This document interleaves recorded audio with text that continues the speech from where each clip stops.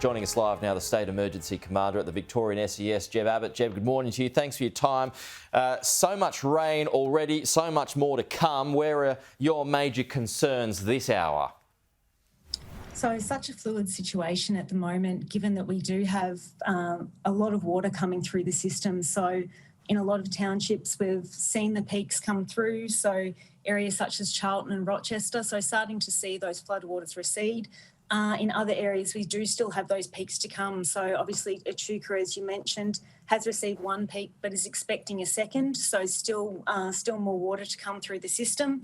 And then we've got townships such as Kerrang that will still be, and Nathalia that'll still have waters coming through the system as well. So as much as we're not getting rainfall at this early part of the week, still a lot of floodwater to come. Yeah, it's just, I mean, the rivers are so swollen, aren't they? Our information this morning is that Echuca could be looking at the biggest peaks in 150 years by the end of this week. Is that your information? So at the moment, the levels from the Campaspe obviously have peaked, but there is further floodwaters coming through from the Murray, and there's still some fluidity in the modelling that's coming through in terms of what those values may be, but it is looking to be significant levels of flooding again. Around Echuca? So around that Echuca and Barma area, so similar to the levels of the peaks of the that we got with the Campaspe. Right. How many homes would be under threat if that were to eventuate? So again, it's looking in that level of 1,000 to 2,000 properties likely to be at risk of flooding in those if we do reach those levels. And so that is your primary concern. Is that the one spot that you're worried most about? So again, it's around that Echuca area, but then also knowing that the floodwaters will be continuing through the system. So areas around Kerrang as well. There's significant works that are being done in protection for those areas. Well, that was my next question. So what are you doing now to prepare for that?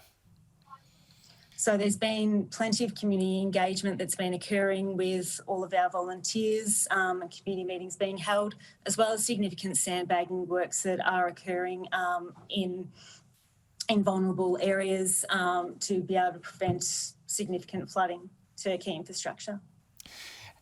Okay. Do you need anything more? How are you going with equipment, supplies, etc., staffing, numbers? Anything more you need? There's been absolutely brilliant work done by all of the Vic STS volunteers, as well as volunteers from CFA and from the staff from our partner agencies, so FFM Vic, FRV, as well as support from plenty of other councils and other agencies and the Defence Force as well. Just a quick one here. It's been really wonderful seeing everyone come together. No worries, and the community as well, just in support of this. No, it's brilliant to see, and many thanks again to the volunteers out there working tirelessly. Just in terms of properties, are there many that are cut off at the moment, isolated? So there are isolations for properties at the moment, and while we are seeing the floodwaters starting to reduce around areas such as Shepparton, there will be isolations in place for several days, just given roads being cut off at the moment. So there is existing support for those people that are in those isolated areas. And which of those isolated areas, just once more?